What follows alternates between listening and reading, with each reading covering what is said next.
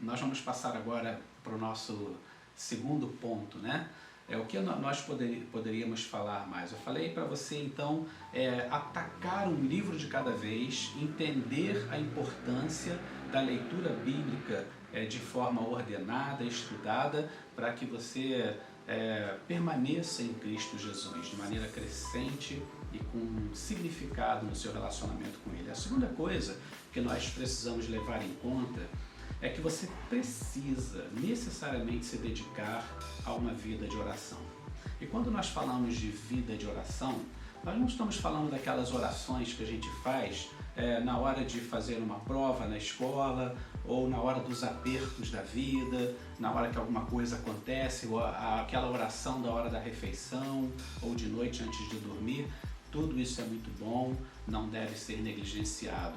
Mas eu falo de uma oração mais profunda, né? Algo que remeta à intimidade com o Senhor. Deus, Ele não precisa saber, Ele não precisa que a gente informe a Ele sobre as nossas necessidades. Ele já conhece todas as nossas necessidades. Nós falamos com Deus de nossas necessidades a fim de estabelecermos uma relação de dependência com Ele. Nós precisamos saber que dependemos de Jesus Cristo para tudo. Orar é nos apoiar em Deus, é depender de Deus. Mas nós queremos sugerir uma oração íntima, é falar com Deus de maneira íntima e não apenas nos momentos de necessidade. Fale ao Senhor de maneira íntima. Eu vou te dar um exemplo que eu acho até um pouco cômico, né? Nós vamos fazer uma oração e às vezes nos dirigimos a Deus mais ou menos assim: ó, tu, grande Criador do universo, tu que és doador da vida, perfeito em seus caminhos, ó tu que nos dá o sol pela manhã, as estrelas pela noite, rogamos a tua presença e bênção para essa ocasião. Que impressionante, né? Não que a gente não deva exaltar as obras e os atributos de Deus, mas às vezes nós nos prendemos a um certo formalismo na maneira de tratar ao Senhor e não de forma íntima, falando com Ele as verdades que está dentro do nosso coração, do nosso interior, né? Então, deixa eu traçar esse exemplo agora dentro de uma outra perspectiva, né?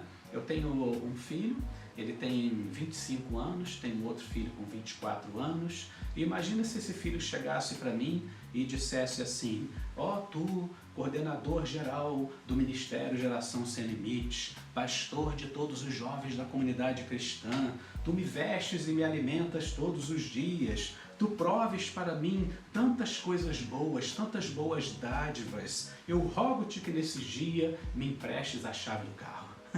Né? Que fala estranha, né? Que seria para um pai ouvir um filho dessa forma. Seria muito mais aceitável que ele se dirigisse a mim naturalmente e dissesse algo assim: pai, me empresta a chave do carro? Ou algo semelhante. Então, eu não quero sugerir aqui que intimidade é uma maneira irreverente de falar com Deus, de forma alguma. Mas que você precisa conhecer a Jesus, se abrir para o Senhor Jesus, como se fala a um amigo, como se fala de um filho para um pai, né? Como quem senta numa cadeira, né, num divã, e vai falando do que está dentro do seu coração, das suas intrigas, dos seus conflitos interiores, ou de suas alegrias, né? Mas que você fale de maneira íntima com o Senhor, de maneira que você se sinta íntimo dele e que ele também seja íntimo de você. Que falemos a ele como a filhos. Romanos 8,15 fala Abba Pai, que quer dizer papaizinho. Então, você não deve orar só em momentos de desespero, mas deve buscar uma maneira íntima de falar com Deus. Terceiro ponto, dentro dessa questão da oração, é que a gente precisa muitas vezes calar a voz do eu. Gente, nós somos muito agitados nessa sociedade onde o ativismo é presente em todos os setores da vida, na vida profissional, mesmo no nosso envolvimento com a igreja, com as coisas de Deus. A gente se torna muito assim corrido para fazer as coisas, né?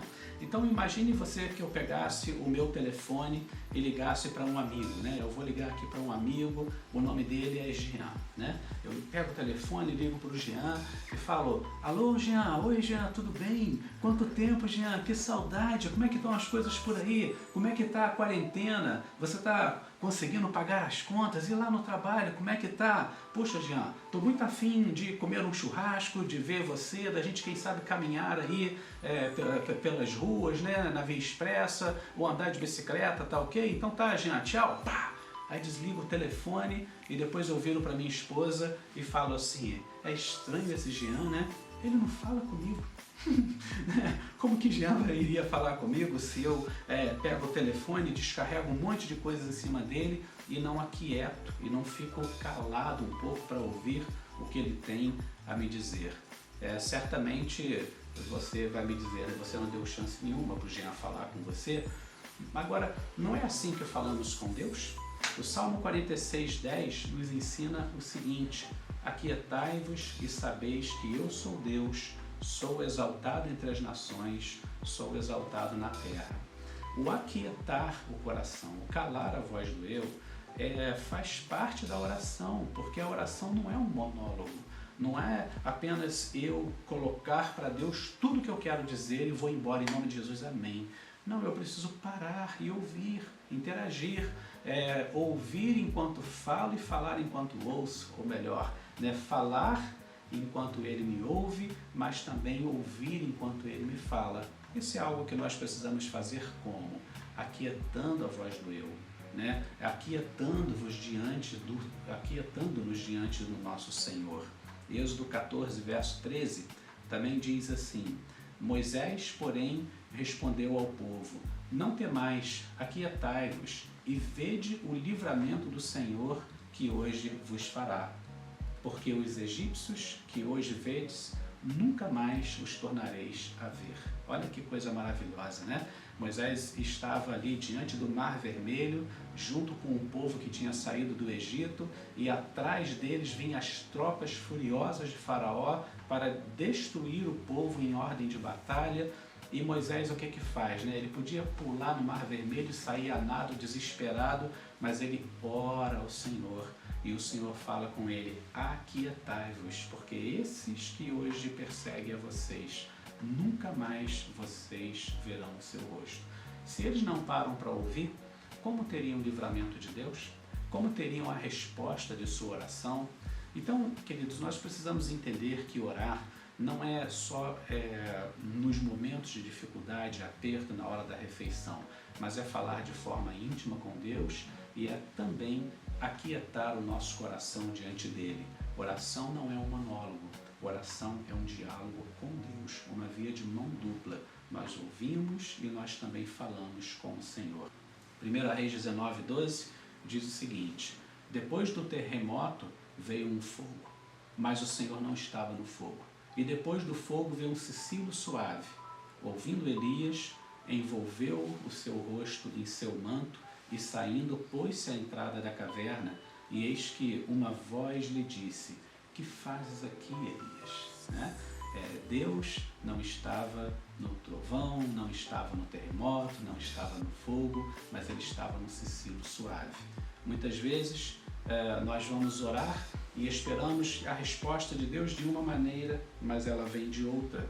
E daí a importância de aquietar o nosso ser para discernir a maneira como Deus está falando com a gente. Então nós vimos aqui, não é orar apenas nos momentos de dificuldade, em orações de emergência, mas é falar intimamente e aquietar o nosso ser nesse diálogo, nesse tempo de oração com Deus. Quarto e último ponto dessa questão da oração: duas maneiras de você acertar um caminho. Uma é você seguindo um mapa. Hoje em dia usamos o GPS, né? Uma é você colocando ali no mapinha do GPS o destino que você quer. E a outra maneira é você ser conduzido por alguém que já conhece o caminho, alguém que pode te guiar. E ainda o Salmo 23, tão conhecido, né, de a gente, o verso 2: deitar-me faz em verdes pastos, guia-me mansamente às águas tranquilas. Então deixa o Senhor te guiar. Às vezes nós temos uma pretensão ao nos dirigir ao Senhor em oração, mas nesse momento que aquietamos o nosso ser e ouvimos e deixamos Ele nos guiar, a nossa oração toma um rumo totalmente diferente e aquilo que a gente achava que era importante ou fica para o final da conversa ou às vezes até deixamos de lado porque de alguma maneira o Senhor nos mostra um caminho melhor, uma prioridade a resolver, ou quem sabe até a resposta àquela situação ela será dada por uma outra estratégia de Deus, né? Como foi o caso de Moisés aqui, quando ele falou, olha o livramento que eu vou dar a vocês, os egípcios, vocês nunca mais vão tornar a ver. Levante a sua vara, estenda para o mar, e o mar se abriu e eles passaram. A resposta estava em deixar Deus guiar. Moisés poderia traçar um plano de batalha, ele foi um príncipe no Egito, ele foi um homem que manuseava a espada, conhecia táticas de guerra, mas ao deixar o Senhor guiar, a resposta de Deus foi um caminho diferente, uma estratégia diferente para uma vitória jamais vista. Então, vamos lá, né? Não faça da sua vida de oração apenas orações de emergência. Fale com Deus intimamente, cale a voz do eu e deixa o Senhor te guiar. Então, assim...